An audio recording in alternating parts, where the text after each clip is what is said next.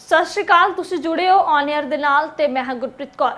ਕੇਂਦਰ ਸਰਕਾਰ ਦੀਆਂ ਤਿੰਨਾਂ ਖੇਤੀ ਕਾਨੂੰਨਾਂ ਦੇ ਖਿਲਾਫ ਕਿਸਾਨ ਦਿੱਲੀ ਦੀਆਂ ਸਰਹੱਦਾਂ ਤੇ ਡਟੇ ਹੋਏ ਨੇ। ਇਸ ਬਾਬਤ ਕਈ ਵਾਰ ਕੇਂਦਰ ਦੇ ਨਾਲ ਕਿਸਾਨ ਜਥੇਬੰਦੀਆਂ ਦੀਆਂ ਮੀਟਿੰਗਾਂ ਵੀ ਹੋ ਚੁੱਕੀਆਂ ਨੇ ਜੋ ਕਿ ਬੇਸਿੱਟਾ ਰਹੀਆਂ ਨੇ। ਤਕਰੀਬਨ 11 ਗੇੜ ਦੀਆਂ ਇਹ ਮੀਟਿੰਗਾਂ ਹੁੰਦੀਆਂ ਨੇ ਜਿਨ੍ਹਾਂ ਦੇ ਵਿੱਚ ਕਿਸਾਨਾਂ ਨੂੰ ਮਨਾਉਣ ਦੇ ਲਈ ਕੇਂਦਰ ਦੇ ਵੱਲੋਂ ਕਈ ਕੋਸ਼ਿਸ਼ਾਂ ਕੀਤੀਆਂ ਜਾਂਦੀਆਂ ਨੇ।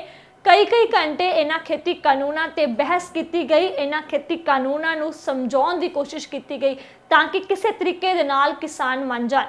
पर किसानां दी मंग की है, जिस अपनी मंग ते किसान डटे हुए ने कि तिन्हां खेती कानूनां नूं रद्द किया जावे। 11 दौर दीआं इन्हां मीटिंगां दे विच कई चर्चावां छड़ियां, कई बार जो है दोहां पासे तलखबाजी हुंदी भी नज़र आई, पर मीटिंगां अक्सर ही बेसिट्टा रही ने जिन्हां दे विच कोई भी जो सकारात्मक सिट्टे निकल के सामने नहीं आए। तो हुण इस सब दे विचाले नरिंदर सिंह तोमर दा एक बारी फिर बयान आउंदा है जिथे उन्होंने मीडिया दे नाल गलबात करदे कहा कि असीं किसानां दे नाल मुड़ तो गलबात करन दे लई तैयार हां। तो तुहानूं दस दईए आखिर वाली मीटिंग सीगी 22 जनवरी की, जिस वेले बेसिट्टा रहिंदी है। किसान आगू भी उठ के बाहर आ जाते हैं तो मंत्री भी चले जाते हैं।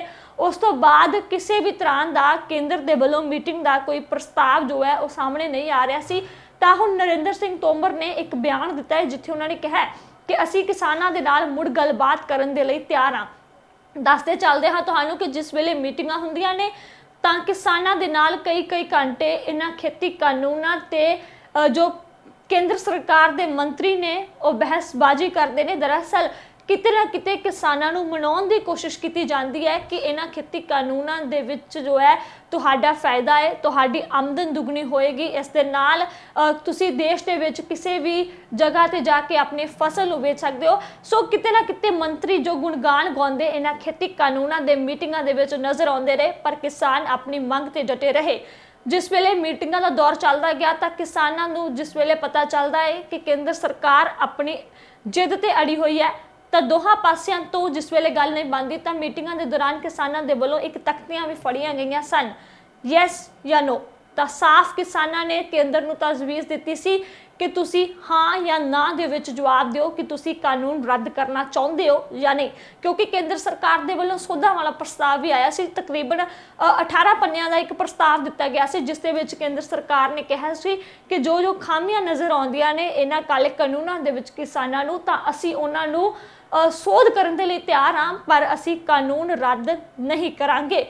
इस तो बाद एक होर प्रपोजल दिता जाता है किसानों को जिस दे विच इन्हां खेती कानूनां ते 1.5 साल का जो है स्टे लगाउण दी गल कही जाती है कि 1.5 साल तक के जो होल्ड ते पै जाणगे। उस तो बाद है जो किसान आगू होणगे वो अपने फैसले के अनुसार जोहां पासे जो गलबात के राही जो है मसला सुलझा लैणगे तो उस तो बाद कानून लागू होणगे। तो इस सब के विचाले किसानों के वालों वड्डी आशंका भी जताई जा रही है कि जेकर 1.5 साल का समा पै जाता है तो हो सकता है उस तो बाद खेती कानून रद्द ना किए जान। तो किसान अपनी मंग ते डटे रहे ने कि इन्हां खेती कानूनां नूं रद्द किया जाए। दोहां पासे कई मीटिंगां हुंदियां ने पर कोई भी सकारात्मक सिੱਟੇ निकल के सामने नहीं आए। दोहां पासियां तो गलबात दीआं गल्लां निकल के सामने आ रही सन दोबारा मीटिंग दियां। तो हुण नरिंदर सिंह तोमर होना दे वल्लों मीडिया दे विच एक बयान जारी किया गया है कि किसान आगूआं दे नाल ओह खेती कानूनां ते मुड़ चर्चा करने लई तैयार ने। सो एक बारी तुहानूं बयान जरूर सुना दिंदे हां नरिंदर सिंह तोमर होना दा। पंजाब में जो परिणाम है उसको किसान आंदोलन से जोड़ना उचित नहीं होगा। पंजाब में हम कमजोरी थे, अकाली दल के साथ हमारा समझौता था, इस बार वो भी अलग लड़े हम भी अलग लड़े, इसका नुकसान हमें हुआ। सो केंद्र दे नाल किसानां दियां 11 दौर दीआं मीटिंगां होईयां सन। दरअसल जो मीटिंगां दा सिलसिला है वो 14 अक्तूबर नूं शुरू हुंदा है। पहली मीटिंग विज्ञान भवन दे विच केंद्र अते किसानां दी 14 अक्तूबर नूं हुंदी है, जिस दे विच कई घंटे बहसबाजी चलदी है। तकरीबन 1 तो 2 ब्रेक्स भी लईआं जांदियां ने, मुड़ तो चर्चावां छिड़दियां ने, पर जो है सिट्टा कोई निकल के सामने नहीं आउंदा। तो अगली मीटिंग है जो 13 नवंबर ते पा दी जाती है, जिस तो बाद उस कोई सिट्टा ना निकलन दा दिस दे 1 दसंबर नूं मीटिंग हुंदी है, फिर 3 दसंबर नूं मीटिंग की जाती है, जिस तो बाद की अगली मीटिंग 5 दसंबर नूं हुंदी है, वो भी बेसिट्टा रहिंदी है। तो टाइम दिता जाता है 9 दसंबर का, जो कि बाद दे विच मीटिंग रद्द हो जाती है किसी कारणा दे करके। ਤਾਂ ਇਸ ਤੋਂ ਬਾਅਦ ਤਕਰੀਬਨ 27-28 ਦਿਨਾਂ ਬਾਅਦ ਦੁਬਾਰਾ ਮੀਟਿੰਗ ਦਾ ਟਾਈਮ ਦਿੱਤਾ ਜਾਂਦਾ ਹੈ, ਜੋ ਕਿ 30 ਦਸੰਬਰ ਦਾ ਹੈ।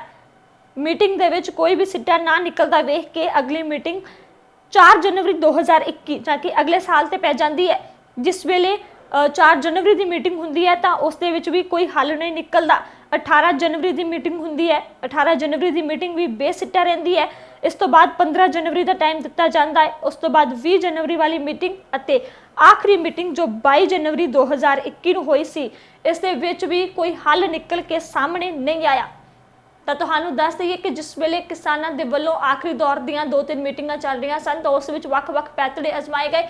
ਕਿਸਾਨਾਂ ਨੇ ਇਹ ਵੀ ਫੈਸਲਾ ਲਿਆ ਕਿ ਜਿਸ ਵੇਲੇ ਉਹ ਕਿਸਾਨ ਆਗੂਆਂ ਨੇ ਦੇਖਿਆ ਕਿ ਕੇਂਦਰ ਸਰਕਾਰ ਅਜੇ ਤੱਕ ਖੇਤੀ ਕਾਨੂੰਨਾਂ ਦੇ ਗੁਣਗਾਨ ਹੀ ਉਹਨਾਂ ਨੂੰ ਜੋ ਹੈ ਸੁਣਾਏ ਜਾ ਰਹੇ, ਕਿਉਂਕਿ ਕੇਂਦਰ ਸਰਕਾਰ ਦੇ ਵੱਲੋਂ ਜੋ ਮੰਤਰੀਆਂ ਦੇ ਅੰਦਰ ਮੀਟਿੰਗ ਹੁੰਦੀ ਹੈ ਉਹ ਕੇਵਲ ਕਿਸਾਨਾਂ ਨੂੰ ਇੱਕ ਤਰੀਕੇ ਦੇ ਨਾਲ ਮਨਾਉਣ ਤੇ ਹੀ ਲੱਗੇ ਹੋਏ ਸਨ ਕਿ ਆਖਿਰ ਇਹਨਾਂ ਦੇ ਫਾਇਦੇ ਦੇ ਵਿੱਚ ਨੇ ਇਹ ਕਾਨੂੰਨ।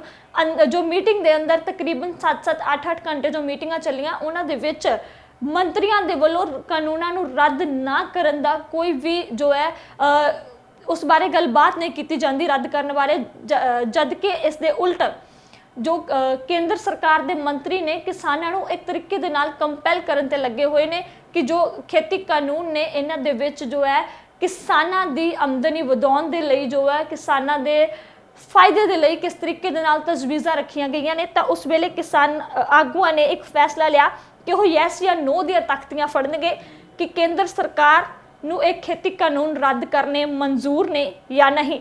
ਤਾਂ ਉਹਨਾਂ ਨੇ ਸਿੱਧਾ ਜਵਾਬ ਮੰਗਿਆ ਸੀ, ਜਿਸ ਤੇ ਵੀ ਕੋਈ ਜਵਾਬਦੇਹੀ ਨਹੀਂ ਹੁੰਦੀ। ਤਾਂ ਜੋ ਆਖਰੀ ਮੀਟਿੰਗ ਹੋਈ ਸੀ 22 ਜਨਵਰੀ ਦੀ, ਉਸ ਦੇ ਵਿੱਚ ਨਰਿੰਦਰ ਸਿੰਘ ਤੋਮਰ ਹੁਣਾਂ ਨੇ ਸਾਫ਼ ਤੌਰ ਤੇ ਇਹ ਵੀ ਕਹਿ ਦਿੱਤਾ ਸੀ ਕਿ ਕਿਸਾਨਾਂ ਦੇ ਲਈ ਸਾਡੇ ਕੋਲ ਇਸ ਤੋਂ ਵਧੀਆ ਕੋਈ ਪ੍ਰਪੋਜ਼ਲ ਨਹੀਂ ਹੈ।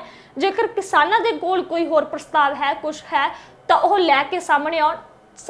ਜਿਸ ਤਰ੍ਹਾਂ ਉਹਨਾਂ ਨੇ ਜ਼ਾਹਿਰ ਕੀਤਾ ਸੀ ਸਾਫ਼ ਤੌਰ ਤੇ ਕਿ ਅਸੀਂ ਇਹਨਾਂ ਖੇਤੀ ਕਾਨੂੰਨਾਂ ਨੂੰ ਰੱਦ ਨਹੀਂ ਕਰਾਂਗੇ, ਸੋਧਾਂ ਕਰਨ ਲਈ ਤਿਆਰ ਹਾਂ। ਜੇਕਰ ਕਿਸਾਨ ਚਾਹੁੰਦੇ ਨੇ ਤਾਂ ਇਸ ਨੂੰ ਸਾਲ 1.5 ਸਾਲ ਦੇ ਲਈ ਡਿਲੇ ਵੀ ਕਰ ਦਿੱਤਾ ਜਾਵੇਗਾ, ਪਰ ਰੱਦ ਨਹੀਂ ਹੋਣਗੇ। जहाँ तक किसान आंदोलन का सवाल है, मैं लगातार किसान यूनियन के साथ चर्चा में रहा हूँ। भारत सरकार आज भी इस मत की है कि वो कृषि कानूनों पर क्लॉज बाई क्लॉज चर्चा करें। अगर कोई भी क्लॉज किसान के प्रतिकूल है तो सरकार चर्चा करने के लिए तैयार है। दस दईए कि अक्सर ही बीजेपी के मंत्री ਇਹਨਾਂ ਖੇਤੀ ਕਾਨੂੰਨਾਂ ਦਾ ਗੁਣਗਾਨ ਕਰਦੇ ਨਜ਼ਰ ਆਉਂਦੇ ਨੇ। ਜਿਸ ਵੇਲੇ ਲੋਕ ਸਭਾ ਅਤੇ ਰਾਜ ਸਭਾ ਦੇ ਸੈਸ਼ਨ ਬੀਤੇ ਦਿਨੀ ਲੰਘ ਕੇ ਗਏ, ਉੱਥੇ ਵੀ ਖੇਤੀ ਕਾਨੂੰਨਾਂ ਦਾ ਮੁੱਦਾ ਉੱਠਦਾ ਹੈ, ਕਿਸਾਨੀ ਅੰਦੋਲਨ ਦਾ। ਤਾਂ ਪੁੱਛਿਆ ਜਾਂਦਾ ਹੈ ਕਿ ਆਖਿਰ ਕਿਸਾਨਾਂ ਨੂੰ ਇਹ ਕਾਨੂੰਨ ਕਾਲੇ ਕਿਉਂ ਲੱਗ ਰਹੇ ਨੇ। ਨਰਿੰਦਰ ਸਿੰਘ ਤੋਮਰ ਅਤੇ ਪ੍ਰਧਾਨ ਮੰਤਰੀ ਦੇ ਵੱਲੋਂ ਇਹ ਵੱਡਾ ਸਵਾਲ ਖੜਾ ਕੀਤਾ ਜਾਂਦਾ ਹੈ ਕਿ ਆਖਿਰ ਇਹਨਾਂ ਕਾਨੂੰਨਾਂ ਦੇ ਵਿੱਚ ਕਾਲਾ ਕੀ ਹੈ, ਕਿਸਾਨ ਸਾਨੂੰ ਦੱਸਣ। ਇੱਥੋਂ ਤੱਕ ਕਿਹਾ ਜਾਂਦਾ ਹੈ ਨਰਿੰਦਰ ਸਿੰਘ ਤੋਮਰ ਹੋਣਾ ਦੇ ਵੱਲੋਂ ਕਿ ਜਿਸ ਵੇਲੇ ਮੀਟਿੰਗਾਂ ਕੀਤੀਆਂ ਗਈਆਂ ਸੀ ਤਾਂ ਕਿਸਾਨ ਇਹਨਾਂ ਕਾਨੂੰਨਾਂ ਦੇ ਵਿੱਚ ਕੋਈ ਗਲਤੀ ਨਹੀਂ ਦੱਸ ਸਕੇ। ਹਾਲਾਂਕਿ ਜਿਸ ਵੇਲੇ ਸੋਧ ਪ੍ਰਸਤਾਵ ਆਇਆ ਸੀ ਤਾਂ ਜੋ ਕਿਸਾਨਾਂ ਨੇ ਕਾਨੂੰਨਾਂ ਦੀਆਂ ਖਾਮੀਆਂ ਦੱਸੀਆਂ ਸਨ, ਉਹਨਾਂ ਨੂੰ ਸੋਧ ਕਰਨ ਦੇ ਲਈ ਕੇਂਦਰ ਸਰਕਾਰ ਮੰਨੀ ਵੀ ਸੀ। ਪਰ ਕਿਸਾਨਾਂ ਦੀ ਮੰਗ ਕੀ ਹੈ ਕਿ ਤਿੰਨਾਂ ਖੇਤੀ ਕਾਨੂੰਨਾਂ ਨੂੰ ਰੱਦ ਕੀਤਾ ਜਾਵੇ। ਜਿਸ ਵੇਲੇ ਵੀ ਕਿਸਾਨ ਆਗੂਆਂ ਦੇ ਨਾਲ ਗੱਲਬਾਤ ਕੀਤੀ ਜਾਂਦੀ ਹੈ, ਦਿੱਲੀ ਦੀਆਂ ਬਰੂਹਾਂ ਤੇ ਡਟੇ ਕਿਸਾਨਾਂ ਦੇ ਨਾਲ ਗੱਲਬਾਤ ਕੀਤੀ ਜਾਂਦੀ ਹੈ, ਤਾਂ ਉਹਨਾਂ ਦਾ ਕਹਿਣਾ ਹੈ ਕਿ ਚਾਹੇ ਉਹਨਾਂ ਨੂੰ 6-7 ਸਾਲ ਵੀ ਲੱਗ ਜਾਣ, ਚਾਹੇ ਮੋਦੀ ਸਰਕਾਰ ਦਾ ਪੂਰਾ ਕਾਰਜਕਾਲ ਲੰਘ ਜਾਵੇ, ਉਹ ਇਹਨਾਂ ਦਿੱਲੀ ਦੀਆਂ ਬਰੂਹਾਂ ਤੇ ਡਟੇ ਰਹਿਣਗੇ ਜਦ ਤੱਕ ਕੇਂਦਰ ਸਰਕਾਰ ਇਹਨਾਂ ਖੇਤੀ ਕਾਨੂੰਨਾਂ ਨੂੰ ਰੱਦ ਨਹੀਂ ਕਰਦੀ। ਕਿਸਾਨ ਆਪਣੇ ਘਰਾਂ ਨੂੰ ਨਹੀਂ ਪਰਤਣਗੇ। ਅਜਿਹੀਆਂ ਹੋਰ ਜਾਣਕਾਰੀਆਂ ਲਈ ਬਣੇ ਰਹੋ ਔਨ 에ਅਰ ਦੇ ਨਾਲ। ਧੰਨਵਾਦ।